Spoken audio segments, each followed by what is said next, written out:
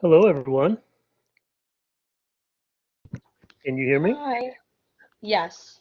Yeah, good. Okay, so it looks like we have Julia and Kaylee and Shannon and other folks are joining. Olivia, I see, Emily. Welcome, everyone. We'll get started in just a minute. Um, I know that you all are shy and you have your little icons up, but if you feel comfortable to, let me see who you are since we've never ever seen each other in person. This is the closest that we'll probably get for this semester. So if you feel comfortable enough, go ahead and let us see one another. And as you see that I'm not really dressed for the office, so maybe not looking my best, but I think it's important for you to see who I am. Um, so we'll get started in just a minute. I hope you have your questions all lined up and ready to talk about the leadership project. But we will talk about anything that you want to, in addition to the leadership project. So if you have any other questions about the class, any of the essays that are coming up, hello there. Uh, any other questions, I'd be happy to answer those. So okay, it's 1 o'clock, and I want to be respectful of your time. Even though this is an asynchronous course, we don't routinely meet at the same time. So you probably have other things. Hello there. Have other things to do today, I'm sure. So I did want to say to start off with that the idea for the leadership project is to give you an opportunity to kind of work through a strategic decision making plan. You've probably done similar kinds of things in some of your other courses. If you've taken, I know a lot of you have taken the nonprofits class, some of you have taken strategic planning in public relations or other things. And so there's also a process in those classes that is taught to you. But this is a different kind of approach. It may be similar to some things that you've been introduced to before, but I think the 7 steps is what's important, not just for you to complete this exercise, but as you go forward. And in whatever decisions that you need to make, you can apply this process to that. So that's the reason why we've created this. We used to have a variety of different projects for different groups of people based on your pathways. But because of this new environment that we're dealing with, everybody's doing the same project, which kind of makes this town hall very useful because we'll all be talking about the same kinds of things. So having said that, I'll just open it up to whatever questions you may have about the project. You know, they can be very fundamental. Hopefully, they won't be because you've looked at the um, the PowerPoint. But if they are fundamental, that's fine. I'll be happy to answer any questions. So shout them at me. Let's hear what you have to have questions about. Anyone, doesn't matter who. I have a quick question, I guess, to start Okay. off. So I know that you sent an email the other day talking about the town hall meeting, and you put an article along with it that could help us Yes. out. Can we put that article that you sent us in our progress reports and You like can include it cite in it. this? Okay, Sure, you sweet. can cite it. Yeah. And so the idea about that was to give you some voices to attach to what some students may have had concerns about or questions about. I think sometimes in going into this problem or this particular challenge, you're saying, well, my particular issues with remote learning are these. And that's a good way to start, but you also want to cast the net a little bit wider and see what other people have been saying about it. So that's really one of the starting points for that. So start with that. Start with your own position or thoughts, and then start adding other people's viewpoints. Okay, that help? Yes, it did. Thank you. Okay, sure.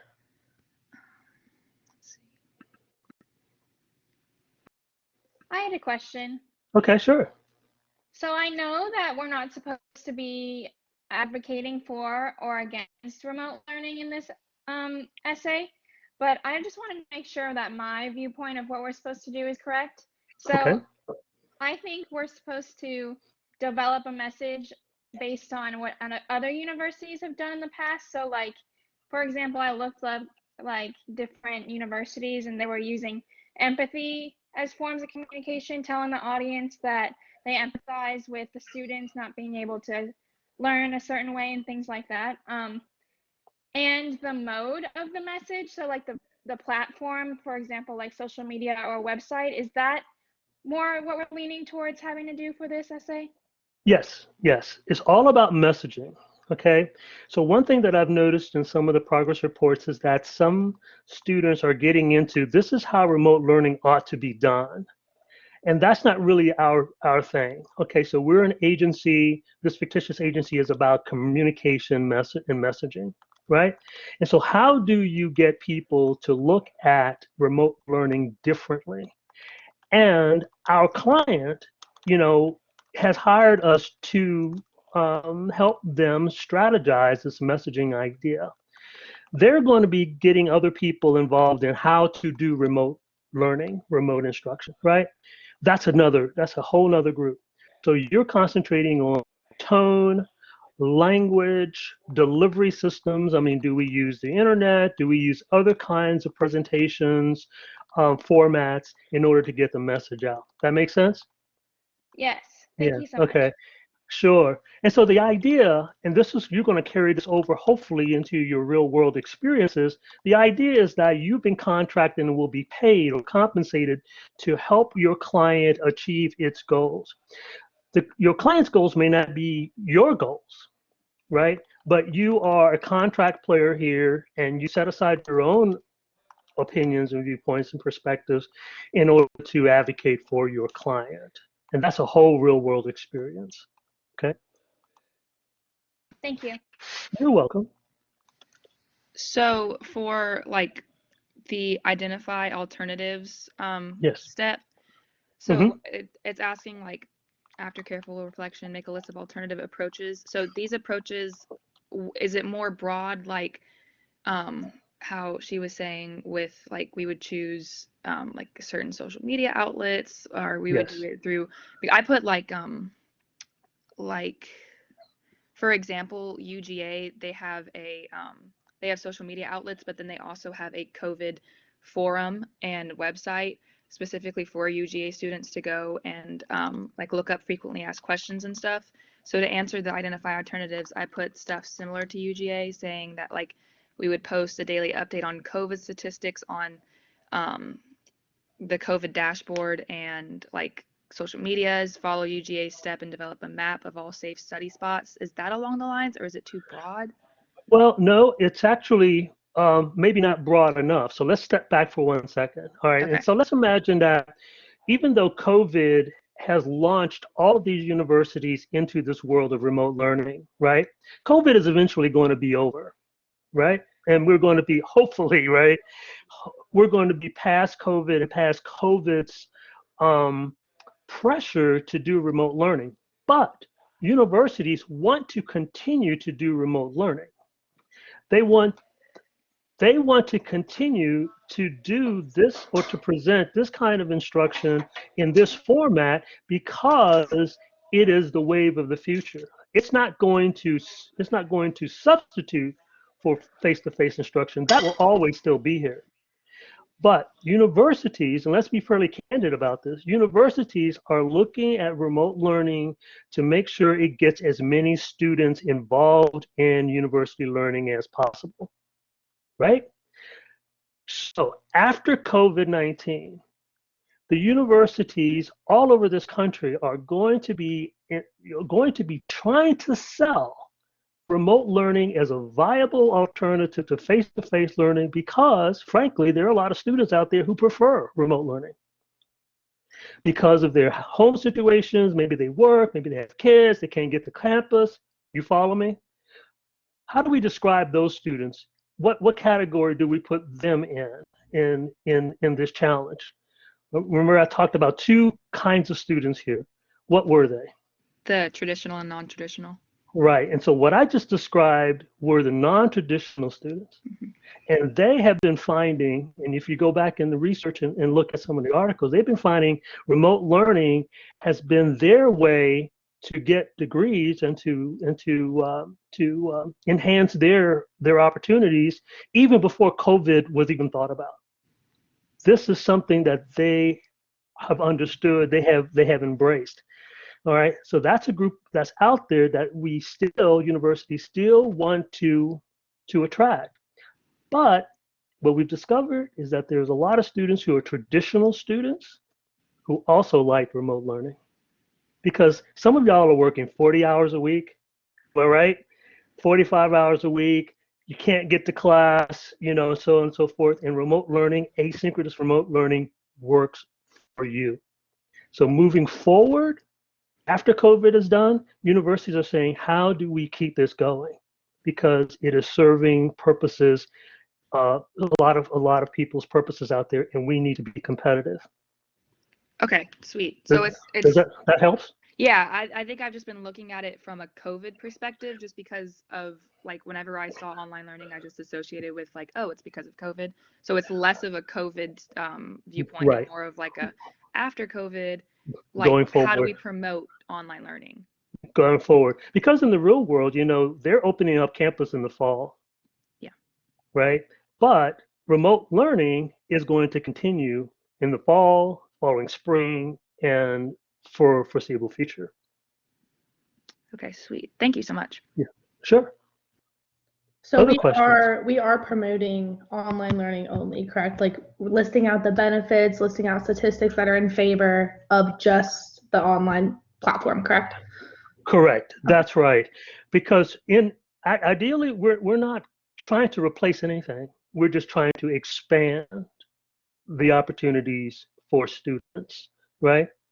And so here's the thing. I know that a lot of you, and I've been reading this in your progress reports, are having your challenges with remote learning. A lot of those challenges, some of them are because of learning systems that you're used to. I like getting up and going to class. I like sitting in a lecture, those kinds of things. I'm used to that. What some university administrators are saying, well, maybe getting used to a different kind of delivery system isn't impossible. And maybe there are some things about this new delivery system that we can accentuate that would make it more palatable to students. So that's your challenge. How do you communicate that, right? So face-to-face is going to take care of itself. Remote learning needs some help. Okay, thank you. Okay? Sure. So back to the identifying alternatives for that part, I Yeah. also put, like, for example, talk about the university's past successes with online learning. Is that Mhm. what we would do too in that? Okay. Yes. Yes. Successes. All right. So one thing that you don't want to do is totally ignore people's concerns or their fears or maybe their prejudices about it, but don't accentuate it, right? So if you can come up with a message, you can come up with a delivery that does address your concerns about, I need face-to-face time with my instructors and that kind of thing. Maybe having in some of your messaging success stories of how, professors, instructors have accentuated or addressed that concern about face-to-face time, even though it's remote learning. You see what I'm saying? So the messaging is addressing the concern, right? You're not saying, well, there's always going to be problems. No, don't do that. That's not helpful. Your client is not going to who's not going to be pleased with that approach. But acknowledging that there's a problem and that people have found solutions to the problems is helpful. Thank you. You're welcome. And can we have more than one, like, can we have lists, like a whole bunch of reasonings? I know for like identify alternatives, I completely got away from the COVID thing because I was really on it. So for the alternatives, are we allowed to have several reasons backing it up, or do we have to stick to one good reason while it's like why it's good? No. So the more support, the better. Because let's imagine that after you get done with your report, that there's going to be a formal presentation in the real world. Like you're a strategic communicator. You've been contracted to make this presentation face to face with your client. Now, the more support you have for your ideas, the more credible and more persuasive your recommendation is going to be, right? And the one thing too that you want to keep in mind is that even though Georgia, and I've directed you all to go to Georgia, see what Georgia's doing in Alabama, in North Carolina, and Florida, because they are in this region. Even though they are doing something over there doesn't necessarily mean that, wow, we've got a solution, right? We're going to do what Georgia did. Now, that's fine as support, but have a unique or original presentation or recommendation for your client, right? And so if your plan or your strategy is supported by what North Carolina did or what Florida did, then that's fine. But don't present it as if, well, let's just do what Georgia did, right? Make it your own presentation, your own recommendation, if that makes sense. Kenzie, does that make sense to you? Yeah, okay. Yes, it did. Okay, good. So the more support, the better. Now, when it comes down to the final product, now you have 2 more leadership project work days, and one is going to be how do you implement this? And so you're thinking about timetables and who's going to be in charge. And then the last piece of this is how do you evaluate whether it works? Because in any plan that you propose to a client, you're going to need to build into it some kind of evaluation piece. Now, we're going to know that this was successful by doing X, Y, Z, right? Now, of course, this is all fictitious, right? And so you just use your creative imagination about how you would measure it going forward. If there's going to be surveys, if you're going to just see through the number of students who are enrolling in remote learning courses, that's increases or stabilized in some fashion, those being measures of effectiveness of your project, right? That's the last step. And so in your paper at the end, what you may want to start thinking about now, because we're almost toward the end of this, is having 7 parts to your paper.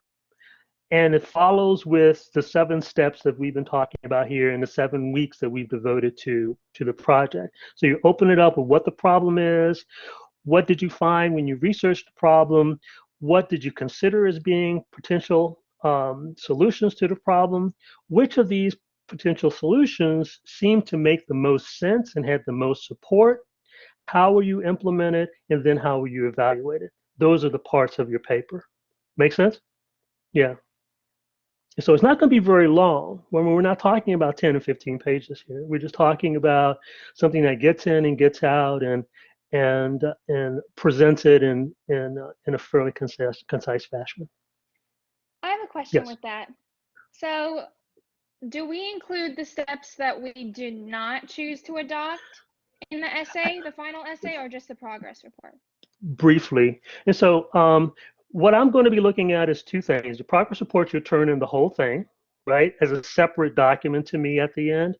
But then in your report that you are imagining that you're going to be presenting to your client, what you want to do is say, all right, we considered these potential solutions. And the reasons why these weren't accepted were X. They did not fulfill certain requirements, or they opened up new problems, that kind of thing. But focus most of your energy and most of the words on what you're recommending, right? The reason why you want to give some sense of the things that you've rejected is to represent to your client that you did due diligence. That you didn't go with the first idea that came to you, but that you actually did do some deep thinking, some reflection, and some analysis. That's the purpose of that. Thank you. Sure.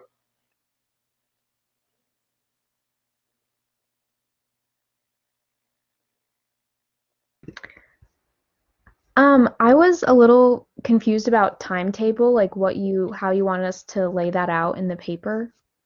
Okay, so that's the next step. And so let's imagine that you're going to be presenting your recommendations to your client at the end of the semester, right? And so it's completely up to you based on what you're recommending when things start.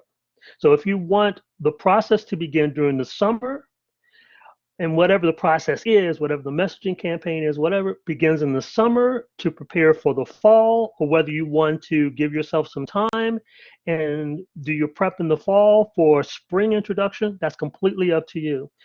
But it should fit with what you plan to do. So your recommendations are going to be boom, boom, boom, right? 1, 2, 3. And so your your timetable should comport or should make sense based on what it is that you want to do, right? And that some of you are going to come up with some different, maybe some more complex kinds of things. You may actually say one of your recommendations is to get a measurement of your students', opinions, right? It probably is not going to be very good to do that in the summer, right? But maybe doing it in the fall, particularly if what you want to do is face-to-face kinds of measures when this, based on what we know right now, when the university opens back up. That makes sense? So really based on what you want to do, you would then set out a calendar of 6 months, maybe a year, maybe not that long, but just kind of work around that window. Um, Maybe 2 academic semesters, a fall and a spring, or 6 months, or a year, whatever, right? Okay.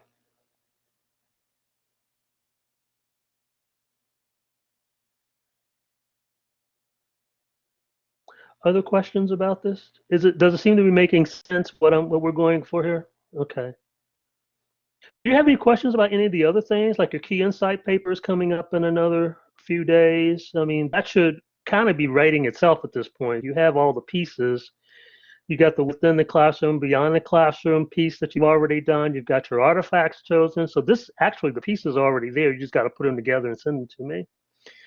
The problem solving essay is a little bit different, and it's going to be a little bit more of a free write.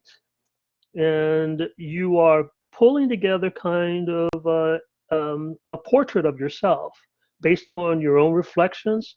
Have I asked you to do the Enneagram yet? That hasn't come up yet. I think this is like coming up this week or next. Okay, and some of you may already have done one of these in one of your other classes, and so this may be just kind of old school for you.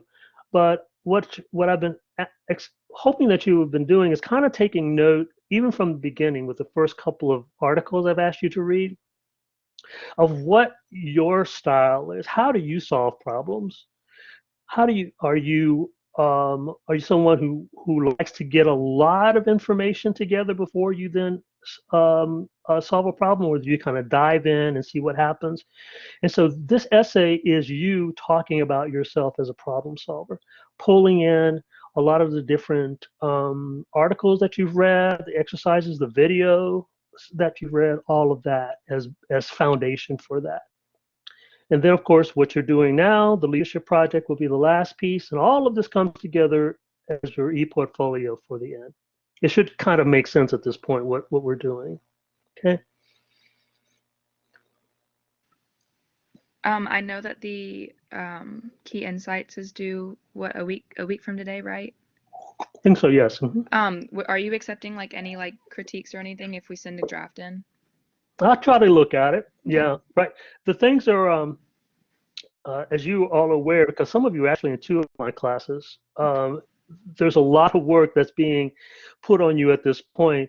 And of course, when it's put on you, that means it's coming back to me, which means that I'm grading and so forth. So I'm going to try to get, depending on when I get a draft from you, I'll try to get it back to you as soon as I can, but I can't promise. But I'll do my best.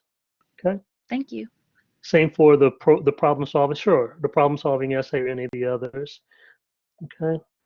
Go ahead.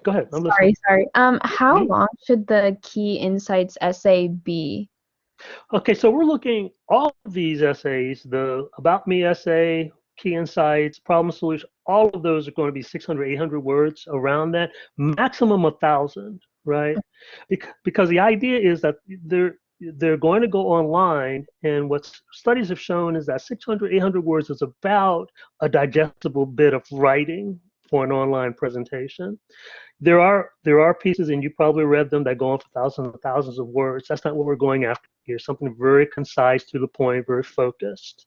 Okay. So yeah, 600, 800 words, 1,000 at the max. Okay, because I saw on some of the examples you showed they were longer, or they maybe separated the essays into like 3 different things. So. And some of the ones that I put on there were actually written for the graduation with leadership distinction. And so they actually have a higher word count than we do in this class. And and there's a lot of different reasons, but I think the one that I gave you is the one that I'll stick to, is that is more digestible, 600, 800 words. Okay, thank you. Okay, sure. Should we be adding these to our website platforms already? Yeah, I mean, get them into a state what you're comfortable with. I mean, you just got your About Me essays back. You know, make the corrections if there are any. Clean it up. Make sure that it's pretty pristine. And if you want to add art to any of your essays, the problem solution essay or the About Me essays, of course, you already have models or illustrations for the key insight. You feel free to do that. You know, that's fine. I won't be evaluating your the beauty of your e-portfolios. What I'm going to be looking at is its functionality and its completeness. So add them when you're done, when you feel like you're comfortable having them on there.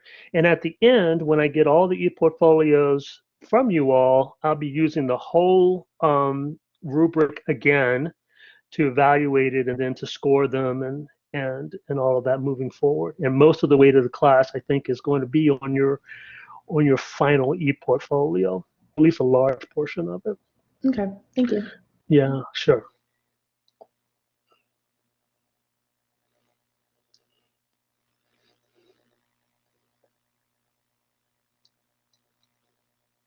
I'm recording this, so I'm going to be posting it later on. So if you want to go back and review it later on, or you direct some of your classmates to it, that would be fine by me. I understand there's a couple of students who had planned to attend, but something came up and they couldn't make it. So I'll be posting this later on.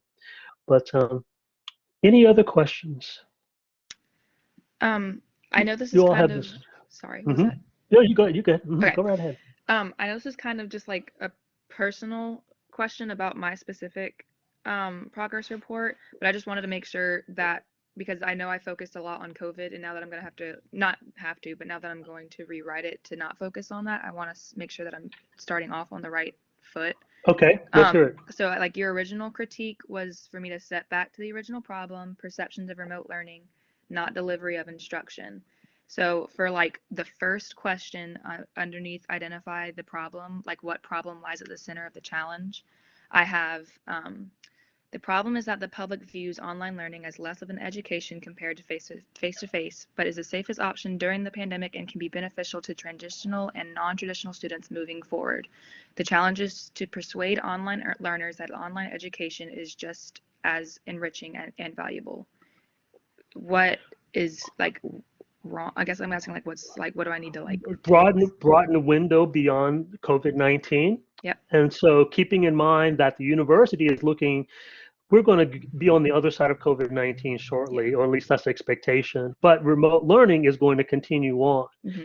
And so the problem is the perceptions about remote learning still need to be addressed, particularly the negative ones, all right? So there are going to be some who are convinced that this is the best way for me personally to go with remote learning because I got kids, I work all day, and this is the only way that I'm be able to handle finishing my degree, all right? Those people are taken care of. But there's a population out there that the university suspects needs to be convinced that even though remote learning would not be their number one choice if they had a choice, that giving an option of taking this class online or face-to-face, that it wouldn't make any difference.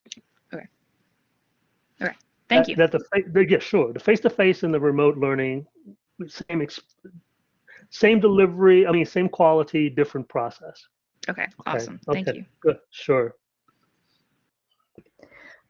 In terms of the About Me essays, can you give any tips for, the best ones that you saw, or how to better content in the essays? Because that's one of the sections I got points taken off of. So I was just wondering if you had any tips for us based on what you saw other people do really well.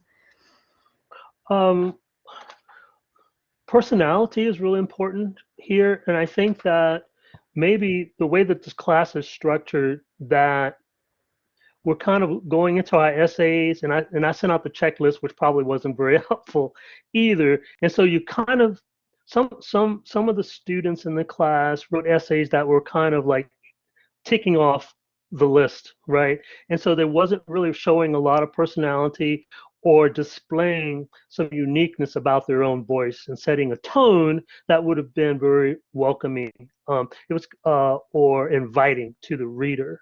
So the ones that were really very strong had a nice tone to them. They also had a nice narrative flow that I came in and this is the experiences that I had and this is how I benefited from being here and this is where I'm planning to go. And so there actually kind of was a story arc to it, right? So I came into universities and this is what I was when I came in and this is what I experienced here and now I'm going off and doing something. It's a very nice kind of story told. It doesn't have to be very necessarily artful, but personality and tone is really important.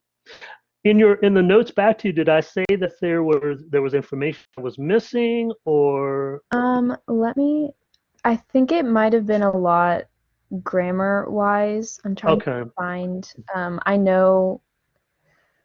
I think it was mostly like content though, but let me see if I can find what you said. Now grammar's going to kill you every time because Yeah. that's kind of my thing.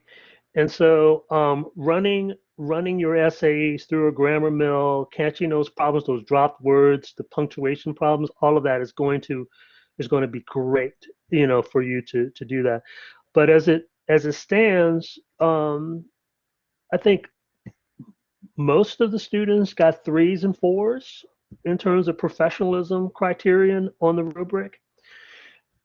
But it was with the content, whether this essay really does introduce the reader to the e-portfolio that some students didn't didn't really make that clear that bar. So here's the thing. You may want to hold off on adding your about me until the other essays are done.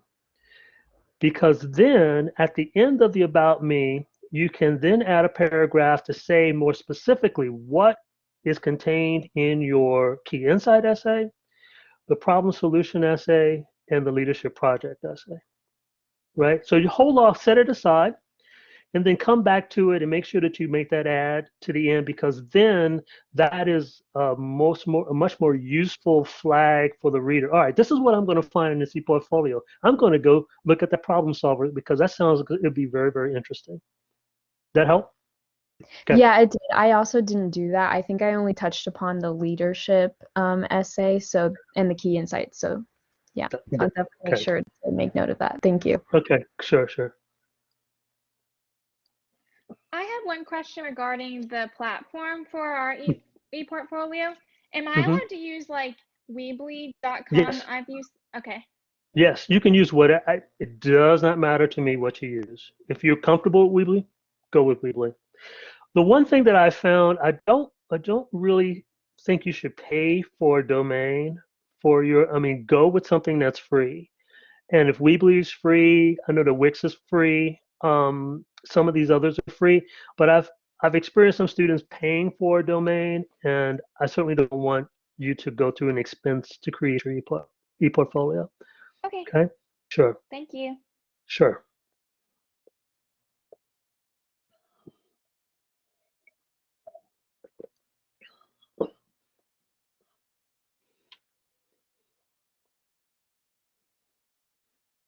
Anything else? All right. Um, well, I'm around. You know where to find me. If you do have any additional questions, if something says, "Oh, I should have asked," then go ahead and send me an email. I'm around. I'll be checking my emails, of course, and I'll be happy to respond to any of your questions. But like I said, I'm recording this, and so check back if you didn't if you missed something that I was saying, or you want to double check something. Check back, and it should be posted in a few minutes after we're done here. Okay. Thank Thank you. you all for coming. Yeah, this has been great. Thank And you. if we find that we need it again, we'll do it later on. But I get a sense that you're all pretty much comfortable with what we're going after right now. Yeah. Okay. Excellent. Well, you have a great day. Thank Thank Stay you. you. safe. Thank you. Okay. Thank you. Bye. Bye.